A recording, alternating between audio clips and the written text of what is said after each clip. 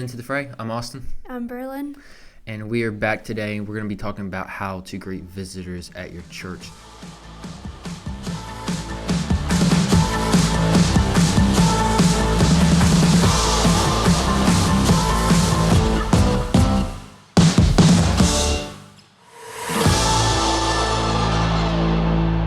We're going to start off by asking the question, what makes talking to others and meeting new people so tough? That's a hard question. Yeah. I would think it's like you just don't know it. Like for me, I was really shy as a kid, but a lot of that was just I didn't know what to say to people. Yeah. I felt like a doofus if I asked them any questions, or I didn't even know which questions you're supposed to ask. Like which ones are you supposed to know? I agree. See, I feel like it's a little opposite. I feel like as a kid, I was more open and friendly, and I wanted to talk to everybody. Yeah. But as I got older, I was like, oh my God, oh my gosh. Yeah. It's so scary to go and talk to somebody, because what if they don't like me? What if they think that I suck at talking? What if I don't make sense to them? Oh, I'm start stuttering or something. My first Sunday back at the bridge in 3 years was a moment. It was a pivotal moment in my life where God taught me one of the most valuable lessons I had to learn. For 3 years, I'd been at another church in another town in a completely different county than where the bridge is at. But as I was growing and feeling drawn back to the bridge, I would never have expected the turn that was about to be made in my life. Growing up, I was an introvert. I was shy. It was not really that I was scared to talk to people, though my nerves played a part. My struggle more so was with talking to others was more of a challenge in what to say. I just didn't really know or understand what I was supposed to say. Kind of begs the question, how do you make friends? How do you start a conversation with someone that you know absolutely nothing about? What's been your experiences as a first-time visitor at churches in times past? Well, the first church I went to was in Valdosta, and I was going with a group of friends from school, so it was automatically welcoming because I knew people there. And then since the friends that had invited me had been going, they had already made the friends in the youth. So we go and it's very welcoming, and everyone's greeting you because they're like, oh my, our friend brought a friend. Let's go meet this friend. So I automatically jumped in and was able to just mingle with everybody. Then I went to a different church. Terrible experience. That's all I gotta say about that one. Was that church welcoming, or how did they bring you in? Was there things that they're you gotta dress a certain way? Yes. Okay. You had to fit a very particular role in order to come. Mm-hmm. And I did not fit that role because it's not somewhere I'd ever been before, and I was going to a different denomination at that time. So it was a big jump, and it's very judgeful. Yeah. They should put on a warm face, but then make comments of you really would wear that? And then we landed here. Yeah. Which is where, during all this time, my family had been coming here and had not met a single person at the church. They've been coming for 2 years. Yeah. Ryan had. Or something, yeah. And then my mom and my sister started coming. My mom came a little bit longer than me, and this would be my second year. Yeah. So she might have been going half a year at that point, and then when I started coming, my sisters started coming. Yeah, your brother had already came for a little bit. He came, wasn't it because of you? No, I didn't. Me and him. Oh, Ryan was going, yeah. So me and Berlin's brother went to high school together, and we knew of each other, but we didn't really talk. Which is crazy. So when I seen him at church, I was like, yo, that kid looks super familiar. And I eventually pieced it together. It's Daniel. And me and Daniel started developing a friendship, which was how I was introduced to your mom. But it wasn't your family was kind of closed off, and rightfully most people are. But Daniel was just a little bit more willing to talk and easier to connect with. Yeah. I don't think anyone spoke to him when he had came besides you. I don't really know that though. We haven't talked about that much. I would assume that if he talked to anybody besides me, it was probably because I introduced them or like sent someone to him. And that was my experience too. Is I think I came once before you and me. You talked to me once or twice. Yeah, once. Once, and then the second time, there was time in between the meetings though, or like me coming. Yeah. The first time, not a single person in the church spoke to me. Yeah. Or my parents or anything. We sat in the back row, and then like a month or something like that later, I came again with my parents, and you came and sat and talked to us, and you were the first person to speak to us at all. Yeah. In the whole church. And describe that moment. A random stranger just plopping down and talking to you. How embarrassing of this moment. So I'm sitting with my mom. She's on my left side, and then Ryan is on her left side also. So it goes Ryan, my mom, me, and this tall man comes and sit down beside me, and I, like, every part of my brain broke. I was like, what the heck is happening? Yeah. Who are you? Thankfully, my mom was there because I forgot how to even introduce myself. Which, I mean... But immediately, from my memory, which I don't fully remember all of it anymore, but I immediately started asking questions. Yeah, you were like, what's your name? Like, where are y'all from? How long have y'all been going? Like, you were, like, gunning them. It's like, where are you going to college? And I'm, like, looking at my mom every time. I'm like, what's the answer? It's like I'm at the doctor's office. I'm like, Mom. Yeah. But how you responded wasn't, for me, different than how most people respond when I plop down next to them and start throwing questions. Yeah. Like, if I was walking around and you, like, stopped me and you're like, oh, hey, like... Yeah. I think I would have responded better. I just was caught off guard. Who just comes and sits by you? Yeah. Starts talking to you. But, I mean, in the long run, that worked out. I mean, here we are now married and having a kid. Yeah. It worked out. Yeah. But that day, I think it was the first time that Robbie had spoke to me and my family. I think it might have been the next week it's that you introduced us to him. I don't remember if it was that week or the next. But then you and me started hanging out.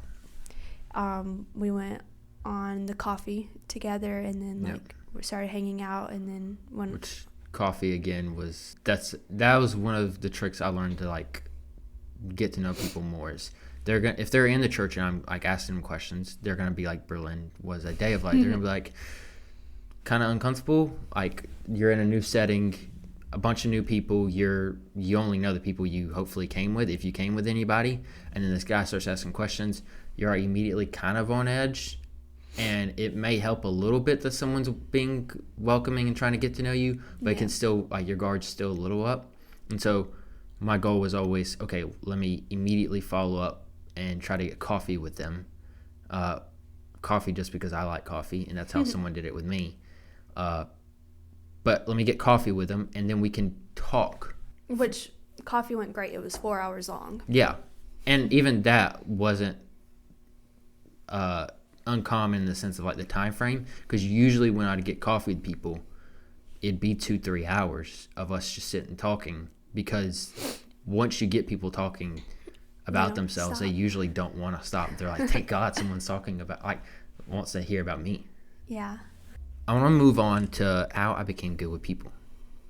As a Jesus follower, I don't believe any of us who follow Jesus have a good reason to opt out of becoming a people person, which I think I've heard from some people who are Christians and they're following Jesus for a while, of when we talk about their experience at church and they don't feel connected with people at their church, their immediate response is, well, they're not reaching out to me. No one came and like welcomed me. Mm-hmm. And if you're a Christian, my response immediately is always, well, why didn't you go talk to them? Like, if you're not a follower of Jesus, I understand. Like, people, and you're new to a church, and people aren't connecting with you, it's not your responsibility, I don't think, for you to go out of your way to connect with them. But if you're a Christian, especially like someone who's been following Jesus for a while, I think it's built into the system of Christianity. You need to learn how to talk to people and love your neighbor. Like that's, I think, what we talked about in the technology episode of that is one of the greatest commandments is love your neighbor as yourself. Yeah, I think like my parents, like they are closed off, like you said. Mm-hmm. So I mean, they could have went and talked to somebody, especially like since they had been going for so long. And then me, had you not talked to me, I probably wouldn't have talked to anybody because there was nobody my age. Yeah. Like, whereas like my first experience going to a church is everyone there is my age. Like we are all in school together. Yeah. So that's where for me, when I came back to the bridge, no one was my age, and I had already dealt with that struggle of I had went in the church that I was at for like 3 years. In my in-between time at the bridge, like I went to the bridge, I went to another church, and then I came back to the bridge. The in-between moment, I was at a church with people who were just about all over the age of 30 at least. And if there was anybody younger, it was their kids who were significantly younger than me. Yeah. And so I had gotten used to, like, if I'm going to church, I'm going to be by myself. And then with coming back to the bridge, immediately I was like, you know what? I don't have any friends here. None of the people I went to youth group with here years prior are here anymore. I have to start from scratch, and I'm just going to like start meeting people. And it was the nice part about coming to church by yourself when you're early 20s and no one really knows you is you kind of get to make your own identity again. And so no one, even though like eventually they find out like, oh, he's in his early 20s, a lot of people immediately see me like start taking leadership roles because I was proactive, and I just started that's how I like identify myself. I was like, no, you guys want to like talk about being I'm just going to be welcoming. You guys want to talk about teaching, I'm just going to start teaching. Like I'm just going to do what y'all talk. Yeah. And so immediately that changed like people's perception. But for a lot of people, you follow Jesus for years and you think you have a good reason to opt out of becoming a people person. For a lot of us, we may be cynical, sarcastic, or contrarian by nature. And I feel that. But as someone who wants to become more like Jesus, we have to surrender those parts of us that simply don't line up with the person of Jesus. It doesn't matter how many times we've been burned in the past or how many times we come across people who had a personality that we didn't jive with. As a Jesus follower, we are called to two things. One, humility, and two, to love others as Christ loved you. And me and you've talked about this a good bit, but when people say, oh, I'm at a church and I don't feel connected with people, and specifically to the Christian, the reason I say you need to get over that and you just need to start talking to people is because I think the nature of the gospel of it tearing you down and being like, okay, everything that God has gave you wasn't because you earned it or deserved it. It's because God just loves you. Like he took all the first steps first. It puts you in your place and reminds you of how broken and sinful and how judgmental you can be at times, and how you can have that face that turns people away, like I struggle with, of like people just think I'm angry.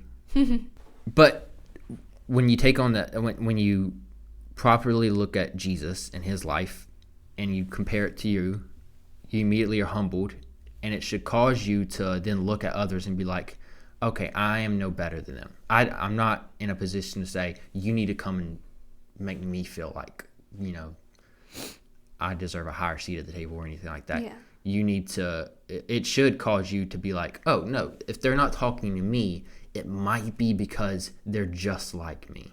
They don't know how to talk either. It makes me think about the thing with the spiders is like the spider's more scared of you than you are of them. Yeah. Which is the case for most people. Most people are like, oh, I'm an introvert in a world of extroverts. But reality is most of us are probably introverts. And everyone thinks that's probably due to the fact that, our phones isolate us so much and we lost that skill talking to people.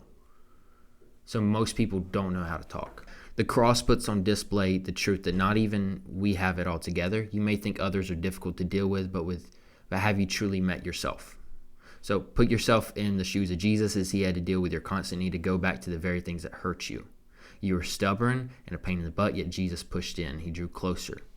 Jesus did not give up winning your heart. So as Christians, we must remember that when dealing with difficult people, we must remember we too are difficult. The second point was to love others as Christ loved you. Jesus loved you as difficult as you are. So can you imagine what would happen if Jesus did not love you? You would be hopeless. You'd be alone, living life without the purpose that you champion so hard today. Others need a love like that in their lives. As the old adage goes, you may be the only Jesus people ever meet, meaning you may be the only person of unconditional love that people will ever meet. So why take that opportunity to feel known and loved away from others when that is exactly what was given to you? Jesus went out of his way and loved you and showed you kindness and mercy. The fact that you're not going to do that because you're scared of talking to people is kind of selfish. So how do we welcome people at church? The first Sunday back at the bridge was rough. I brought a friend of mine who used to attend with me back in my high school days. We came in like ghosts. No one's seen us. They looked straight through us. Not one person said hi, which is pretty similar to Berlin's story here as well. We got there early enough for people to come over and greet us that no one did. When we left, again, no one told us to have a good day. The only encounter we had with people was the encounter of watching all the people who ignored us walk up on that stage and say, "We're glad you can join us," which just was empty words to us. I think that's a key thing to point out. If your leadership isn't welcoming, you cannot expect your members to be welcoming or you to have a welcoming culture at your church. Your leaders have to live that out first. Yeah, I think that's something that has gotten better here is like the people at the door actually like are asking you questions. Sometimes I feel like we do struggle because we want to have our own conversations with the people we know. There'll be like long stretches where someone's not walking through those doors, so then we get caught up in our own conversations. And when someone walks in, it's like, wait, I'm having a conversation. Yeah. But like there are like new people walk in and they are like being greeted and like they're saying hey back. And then because like I've said hey to these couples before, and then like the girl comes and she's like, oh, what, like, can you take this picture for us or something, because she remembered my face and stuff like that. So what is the key principles of making someone feel welcome at your church? The first one I put was know their name. Now, I'm pulling on most of these principles from a book called How to Win Friends and Influence People by Dale Carnegie. It says know your name. Personally, I'm not the best with names. I struggle with names a lot. Me too. So my trick was I made a list when I first came to the bridge, and it became a super long list that I can't use anymore because there's way too many names to decipher through. But I would write down I'd go meet somebody, say it's Berlin. She'd be like, hey, my name's Berlin. I'm like, okay. When we leave, I had wrote her name down in my notes. Along with her name, I wrote whatever I learned about her. So if I learned that she was going to VSU, I wrote she goes to VSU. If she's redhead, writing redhead. I'm not a redhead. She's basically redhead. No. I think the one I remember is you ended up putting daffodils because I have a daffodil tattoo. Yep. Which I think I put that down when we got coffee. Yeah, that's just what I knew. When I would get coffee with people and I'd do the follow-up, which we'll talk about later, I just add to that note whatever else I learned. So that I had like this, I mean, it probably looked kind of freaky if someone just went through my phone and found all these names and like notes. Dexter episode. Yeah, but it was just to help me remember. I think that if you truly value something in your life, you're going to put work towards it. If you want to be a good parent, you're going to figure out a way to be a good parent. You're going to put in the work and practice and read all the books you can. I think the same is true with meeting people. If you truly care about meeting people and making them feel welcome and safe and loved and all that stuff, then you got to do the hard work. And it's going to be uncomfortable. It's going to be weird, like putting a note full of a bunch of random strangers in your phone. But it's going to help you in the long run, and it's going to show to those people, this person does genuinely care about me. They went to the effort of writing a whole book report on me, basically. But names are important. Names are our identity as people. They differentiate us from others. It's very, like, some people won't take it super personally, but everyone's kind of like, you didn't remember my name? When you get called by the wrong name. Yeah. You're like, especially if you've met someone, and then, like, say a week later at church, they come up to you, and they call you by their own name. You're like, this person didn't care. Like, even if you don't say it out loud, there's a slight part of you that's like, they didn't care enough to know my name. But when the person comes back a week later and they remember your name, but you don't remember theirs, immediately for that guest who doesn't remember your name is like, I need to remember this person's name. Like, they took the time and energy and effort to remember mine. Like, it makes them feel a certain kind of way. Dale Carnegie, in his book that I mentioned earlier, How to Win Friends and Influence People, says a person's name is to that person the sweetest and most important in any language. So when we recognize people by their names, we are recognizing who they are. We are acknowledging them as human beings worth noticing. We all know this is true. Take notice in your day when 9 out of 10 people call you dude or just what's up, or they just say something generally random like that. There's nothing personal about those conversation starters. But when someone immediately comes up to you and says, hey Berlin, hey Austin, hey whatever your name is, immediately calls your attention and you look. When you are just walking down the street and someone hollers your name, your first instinct is to look back because someone's called your attention. But if they just say, hey dude, you might look back, you might not. You might be like, they're probably talking to someone else. I'm going to keep walking. Using someone's name has power. We live in a culture where good manners have been tossed out of the window and ran over. We live in a culture where people have forgotten the basic skill of how to talk to others. One of the most important tools in talking to others is using their name. So if you're trying to become a welcoming church and you're trying to get better at this, I'd highly encourage you to get your notes app out, and when you meet people, put their names down, put a little description so you can identify who goes with what. Because if you meet 30 Johns and you just have a bunch of Johns listed in your phone, you're gonna be like, oh, I don't know which one is which. Yeah. So you put some descriptions in there like, yo, he's tall, he's got a bald head, and he works at this. Yeah. You just put some descriptions to help you identify who you're talking about. The second principle was smile, which is something I struggled with because every teenage boy doesn't smile in their photos that they have taken. Like, you just think that's the cool way to do it, so you just have this smug look, and you don't look good in the end. But smile. It's not a new thought to say that our culture prizes itself on a victim mentality, making everyone feel beaten and downtrodden. With a 24-hour news cycle, it can be hard to find a reason to smile, but imagine what one smile can do. Dale Carnegie, again in his book, describes a waiting room where all these people are gathered just waiting to be invited in. As the time goes on and on, people begin to become frustrated like we all naturally would do when in a waiting room waiting forever. But then a lady comes in with her little baby in her arms, and as she sits down next to a man who is arguably the most frustrated, the baby simply looks over at this angry, agitated man and smiles. You think about what a baby smiling is magic. Yeah. Immediately, like, you can't be frustrated. Like, it's cute. Like, why am I mad? Yeah. And the baby distracts you. It reminds you of, like, the joy of life. So as adults, we should probably do what Jesus said, and you learn from these little ones. He says, become like these little children. You become like a baby, and you smile at everything. Not like creepy smile, but like when you meet someone, you smile. You make them feel like you actually want to be there, and like you actually want to meet them. Because if you're looking at them like you're angry at life, and you're like, so what's your name? Immediately, they're just like, well, why do I want to give you my name? You don't care. I don't want to talk to you. Yeah. So, question is, when's the last time you've been smiled at? If people want to be frowned at, they can attend anywhere else to be made feel like a burden. Yet, when as a church, we greet people with a smile on our faces, we are communicating to our visitors, we are glad you are here. And it's not just words. The third principle, and this is the final principle, is follow up. One of the most dangerous aspects of building a community of believers is the community being closed off to the outside world. Which leads me to my next question. Have you ever felt like the church only cared about you when you're only in the building? Yes. Why? Well, just in general, I feel like most people could agree with this, is that they care to build you into your faith but not help you in your faith. Does that make sense? Repeat that. They care about building you into your faith and not helping you in your faith. So, like, they care about, all right, let's get baptized, let's get saved, like, let's get you in these steps, but as soon as you do it, that's it. Yeah.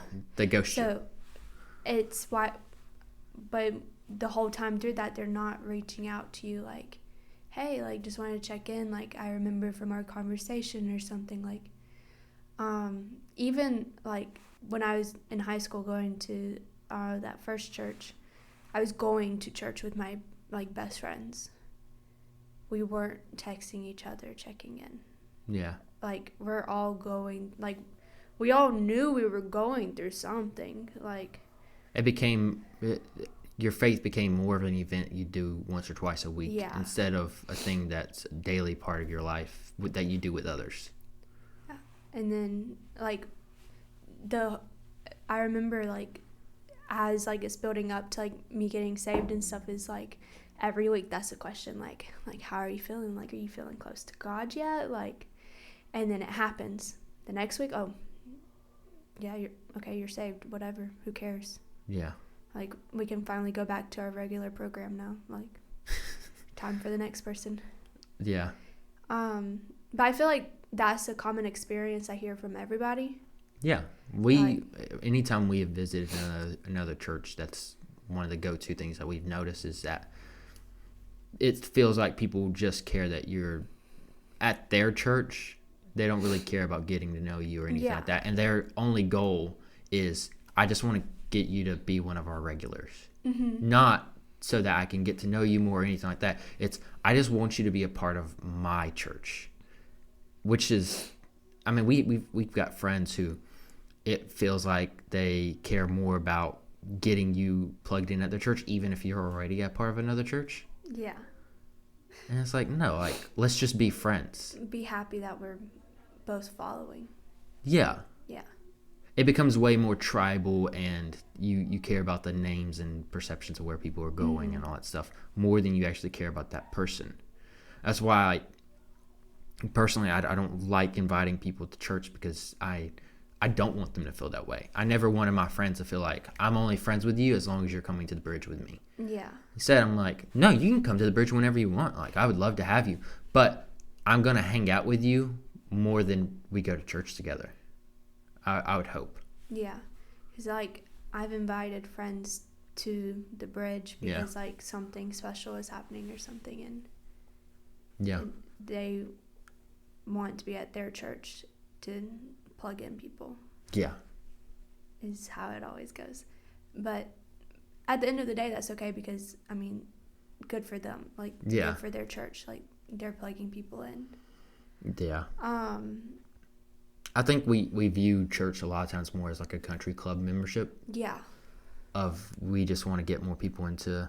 If our numbers are up, it shows that we're doing something, even if we're not. Yeah, and we kind of talked about that in technology episode. That means garbage. Like, you can have, we know churches who, they have multiple services. It looks like they're booming and they're doing great. I would question how many of those people will be Christians in 10 years or 20 years. I would question how many of them actually can explain to you what following Jesus means. I would question how many of them are plugged in because they actually love Jesus and love the church, and not just because it looks good on, like, a resume. Yeah. And not resume of, like, my Instagram. Yeah, it looks good on your Instagram. Oh, I'm the children's whatever. Like, I teach in the children's ministry or whatever it is. Those things can look really nice, but again, I would just question, like, okay, what is their life actually? Do they look hospitable? Do they look like Jesus? Or do they look like themselves with just a tad of faith attached to it?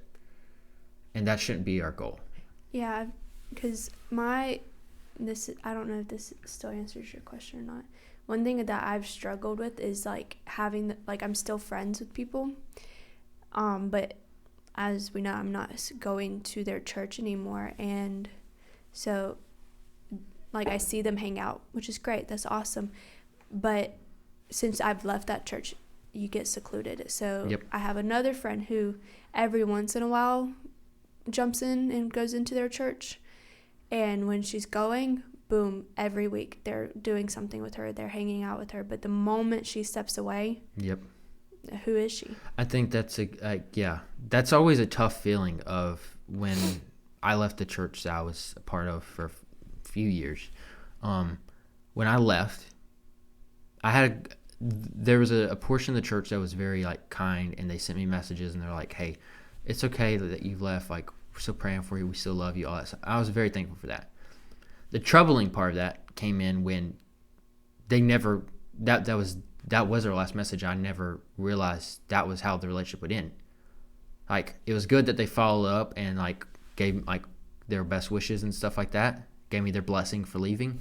But what fell apart was our relationships that we had built for 3 years, because they didn't, and it wasn't that I didn't reach out to them. I did reach out to a few of them, try to get coffee, but they either were blowing me off or just not responding to my messages and stuff like that. And what that then communicated to me was, okay, all the time and relationships that we built there meant absolute nothing to them, which then puts a sour taste in my mouth about that church. The same could have been said when I left the bridge for the first time. I did have a sour taste in my mouth towards the bridge, because I was like, you guys don't care. Like, you're not reaching out.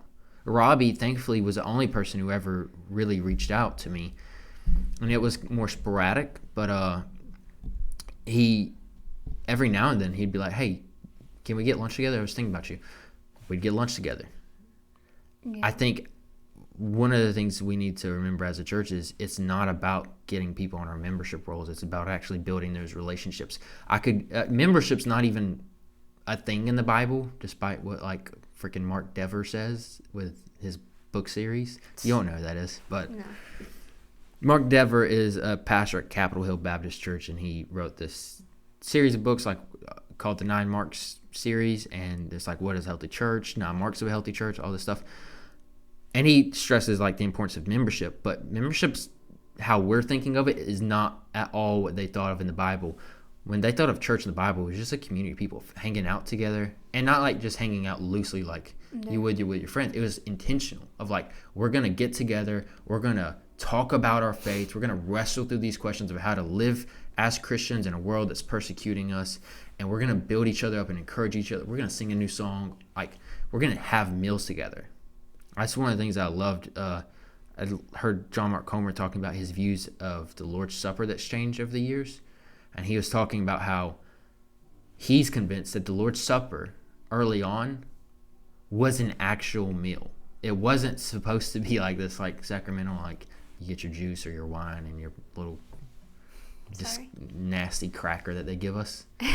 But it was an actual meal, because community was centered around a table of, you're gonna have a meal together, you're gonna it was a very intentionally relational thing, that's what church was. But we bought into this idea that like churches are like these institutions and these buildings that we build up, and our goal is to get more people in that building. And Jesus is like, no, I want to create something where you're meeting outside of the building. I want to create something where you're doing life together regardless of if that building is going to be there in 10 years or not. Yeah.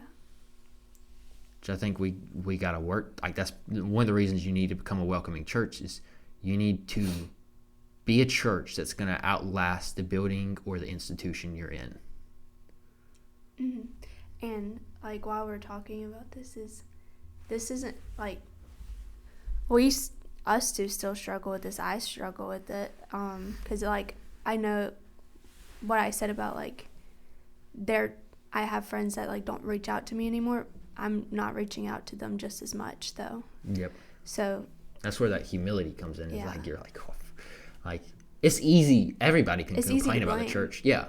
Blame's easy to throw. It's so easy to walk into a church and find 1,000 things you don't like about it. Like, there's 1,000 things I don't like about the bridge. But what always like catches me in that is when I'm like, okay, well, are you really the best, Austin? That's why like I feel like I don't have a sour taste, because I was gonna jump onto that, is because I know that I play just as much as the part in it, because I can be more welcoming. There's always something I can work on. And I know not everyone has that like thought process, because I mean, I'm the person who, even if I'm having a terrible day, okay, the sky was blue and it looked pretty. Yeah. I had a great day. Arguably, we should be more like that. Like, we should aim to not be so quick to be critical, but instead be like Jesus, like be the solution. Yeah. Like, you need to find the positive. You need to stop looking at the negative all the time. The negative is like popular to do, even though everybody who does it is like, no, like I'm the contrarian. Yeah. Like I'm just like the guy going against the grain. And it's like, no, everybody does that. That's all of TikTok. Yeah.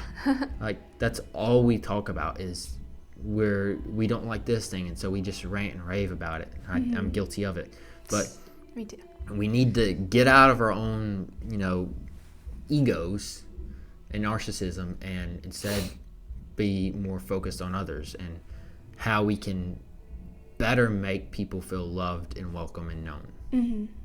I don't know. I feel like I'm kind of blank. Like I went to say something and it's like kind of disappearing. I know it was about us like going out with like going to places with people, and like our resolution this year has been to like meet more people and to hang out with like, even if they're like older friends, which like that's us reaching out. That's us making the first step. And I hope that these people that we've been inviting into our home and out to these places see that, especially like from me, like I would never have done that. I would have just been like, okay, well, we don't talk no more. And it's taken every ounce of me. I mean, in the last episode we talked about like I'm almost throwing up, like trying to do this, and it's like I just hope that at the end of the day these people realize like no, they feel the same way. Like they're almost throwing up too, trying to talk to me. And that's like I don't know if any of that makes sense. No, that makes sense. And because we're in that section of talking about following up, I think it'd be helpful to give some little pointers when you have people over at your house. The thing that we learned very early on was when we're invited to someone's house and they're cooking the entire time that we're there. It's not fun. It's not fun because then like you feel secluded in the corner of someone else's house. Yeah, and any conversation that's happening can't actually happen because they're too busy trying to make sure the meal's good. They chopped their finger. Yeah. So for me in Berlin, what we decided to do was, okay, if we're going to have someone over from 6 to 8 p.m., the meal will be ready by the time they walk in those doors. We're keeping it, like, it got done at, like, 5:55, and we're keeping it warm so that when they get there at 6. As soon as they get there, we don't want them to feel like, oh, like, what are we doing here? Which like, is there a plan? Instead, we immediately are like, hey, great to see you. We're glad y'all are here. All right, well, dinner's ready. We can immediately move to the thing that's like we immediately give them something to do. We give them a purpose. And I feel like that makes people like it relaxes them because they're like, okay, like no, we're all eating real fast. Yeah. Not fast. I feel like we take our time. But then like you're having that dinner conversation, which eases things and it's like easier to talk because you're like getting the satisfaction of like, oh, I'm not hungry anymore. Yep. When you came, you were probably hungry. And then afterwards, like sometimes we'll have like a snack or something, and then we start like having conversations and playing these like, what are those games called? We play card games like What Do You Mean and stuff like that. Things, and we play ones to get to know each other. Like even though like Austin's known his best friend his whole life, there's things I don't know. Yeah, we're playing this game because y'all haven't talked this whole time, and same with me. Like I've known my best friend like. I mean, I met her in kindergarten, I think. But there's so much time that, no, we didn't talk to each other for like a year. And it wasn't like intentional. That's how life works. Yeah. The game she's specifically talking about is a game, I think it's called Who Do You Know? Yeah. It's by the same company that makes What Do You Mean? But it was a fun game because in the case of having Daniel and Valencia over, who eventually I guess we need to get on the podcast because we've mentioned them on both episodes. When we had them over, I don't know anything about, like, I just know of them, but I don't know them. Yeah. These are, like, Berlin's people. And Berlin mainly knows Valencia. She doesn't know a ton about Daniel. Yeah, because that was just my best friend's boyfriend. When we play this game, it'll ask questions like, have you ever got like arrested or anything like that? And they're fun. Like some of them are fun like that. And you learn crazy things about each other. Yeah. And you all have to like vote on, did they go to jail at some point? Did they like, does this person do makeup every morning? Or like there's just a bunch of weird get to know you type questions that breaks the ice, and it just brings like a fun environment to the night to where people will actually open up and you get to know them.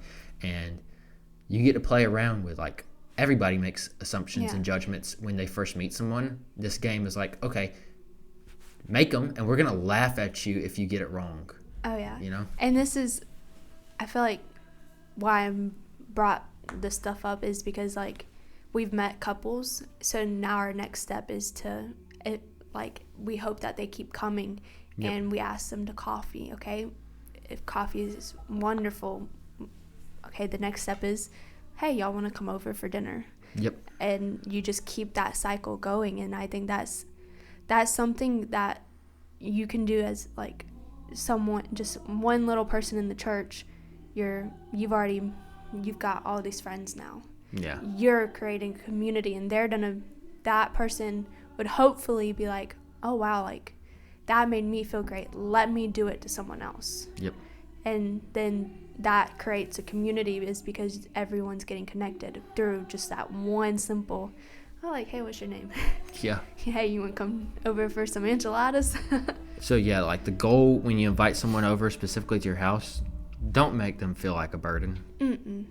Like, you're going to feel tempted to do that because you're going to be like, I don't know what to say to these people, or I don't know what to do when they're here. So your temptation will be, I'm going to cook while they're here. Yeah.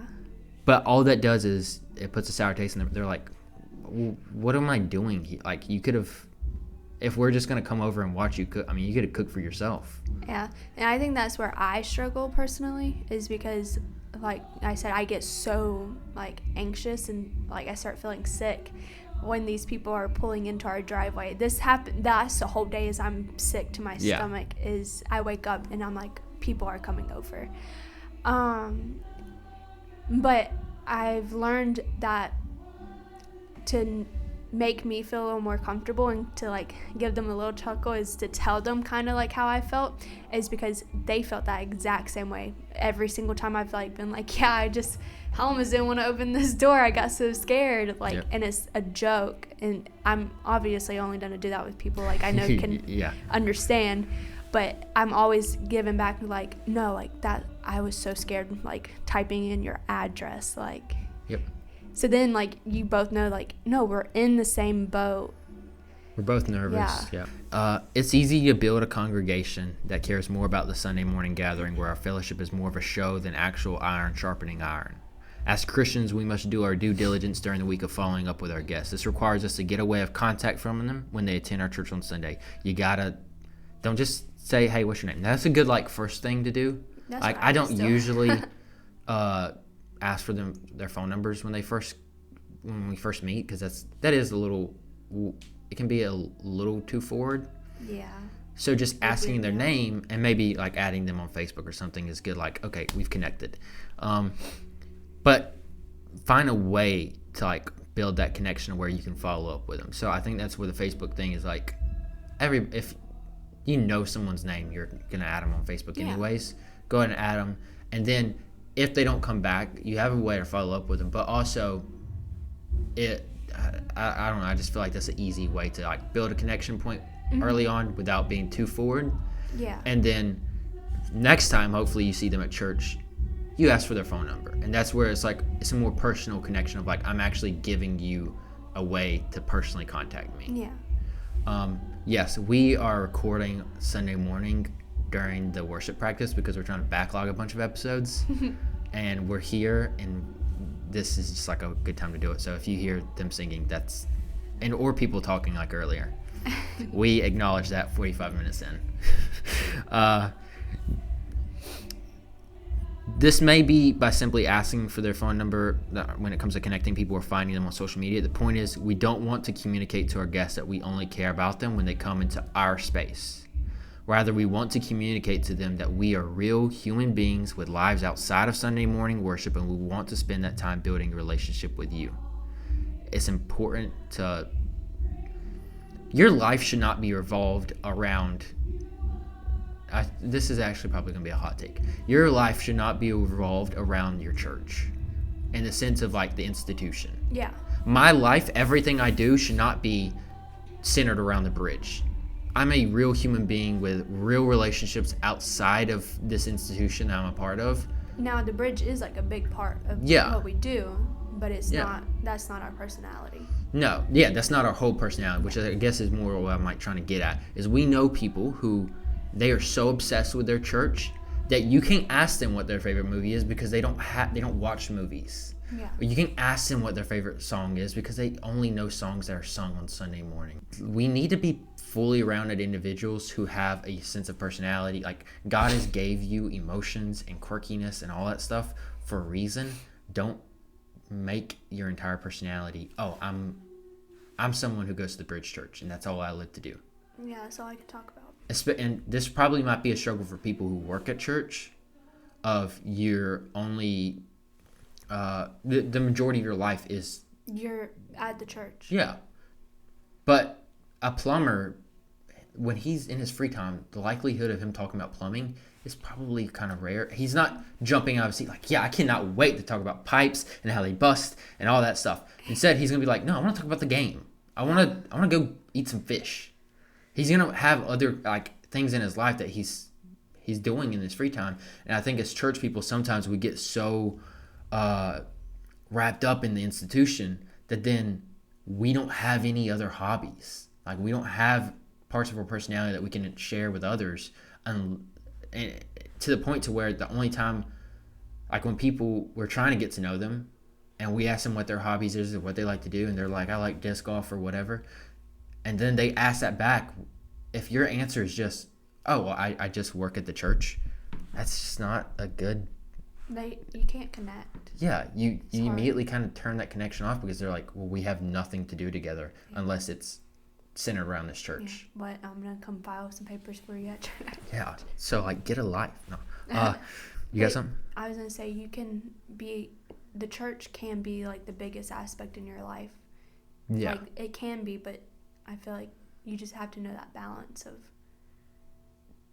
You're a human being. You're not at family dinner. I would hope that's not all you talk about. I would hope that you're asking, like, hey, how was your day and stuff like that. Yeah. I don't know. That just makes me think of that. Yeah, I get it. Find a way to connect with people. This may be by inviting them to your house for dinner and a game night, or asking to grab coffee with them. Maybe you build a relationship with the entire family of the guests and you take interest in them coming to one of the kids' sporting events. Simply show that you care about them outside of the four walls of your church. You make it personal. And don't think of it as a game. Like, it's the same thing that, like, Robbie says, it is like, it's not a checklist to just come on Sunday. Yep. Like, it's not a checklist to meet people. Yes, yep. You should be doing that, but it should, like, I know I said a little bit ago, it's like, all right, now the next step, that's just how my brain works, is like, I'm thinking about, I want to go get coffee with these people because I liked it, not because I'm checking it off my list. Yeah, there's a difference between having a plan and having a checklist. Yeah. Plan is like, no, this is how I'm going to execute my goal. Yeah. A checklist is, I have to do this in order I have to yeah. do this every month, and I have to have one person, like, don't, that's yeah. That's not personal. That's one of the struggles I had when I first became a deacon. The way our church is set up is you're supposed to take on a certain ministry. Because I was the guy who's welcoming people all the time and connecting with them, I took on the connection ministry. And one of the challenges of that was I felt like it took away the personal aspect of it, because I was like, well, I don't know how to do this well in like a system. Yeah. Like, this was just naturally something I was doing because I want to love people well. And now I have this like system that's like, okay, you get these connection cards filled out. Have you checked with this person, this person, this person? And it felt more like a checklist. Maybe there's a way to do that without it making it feel like that. But it was hard. It was a job. Yeah. And it took away that personal aspect. It became more burdensome than anything. And I found recently, as me and Berlin have made it more of a goal and like a priority of like, we're going to connect with people more. I don't think you need this system as long as you have people intentionally doing, like, I think we should have pastors and like preachers, teachers, whatever, leaders in our church who are emphasizing we need to be a welcoming church. But I don't think we need a whole system to connect with people. The only way that would make sense to me is if you are like a mega church. Yeah. And you had the resources at the time. But like when I was over the connection ministry, it was tough because there'd be weeks where like no one sign a connection card. And so then I was like, well, I don't feel like I've accomplished anything. And it was like a bad thing of like, I'm only like, this has become a job to where I feel shame or like down when I don't have a job to do. And you probably could have done it better had you just done what you normally do of going and just talking to people. Yeah. And so, I mean, that's it for this episode. The only last question I have for you is, what are some ways maybe you wish the church would have done to make you feel more welcome and a part of what they have going on? Is there anything like that we didn't list, basically? Just what we've talked about the whole time is just being welcoming and actually caring about what you're saying to people, not just walking by. Yeah.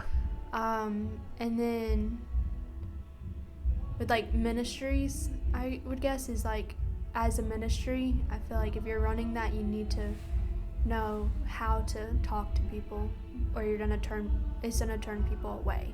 Yeah. Yeah. If you're a ministry leader, but you don't talk to nobody, you walk into church and you walk out. Like, that's not. Yeah, you're failing at your job. Yeah. Like, your goal shouldn't be to like create this close-knit community inside, the larger church you're a part of. You need to be on the forefront of like, hey, this group is just a way to dive deeper into community, and we're going to invite you into that. It shouldn't be this like close-knit thing off in like the side, which I know is like sometimes the struggles with like people bring up about youth ministry and whatnot, is that you divide the family on Sunday mornings into all these different groups and whatnot and ages, and there's no sense of community. But I think it's just, if you take the approach that it's these ministries serve to just dive deeper into community, not to tear apart the community, it can actually strengthen it. Yeah. And Sunday morning can be like that gathering time of like, regardless age, gender, whatever, we're all together finally. Yeah, we're all sitting next to one another. Yeah. The culmination of all the smaller communities doing their work, coming together. All right. That's Into the Fray. Deuces.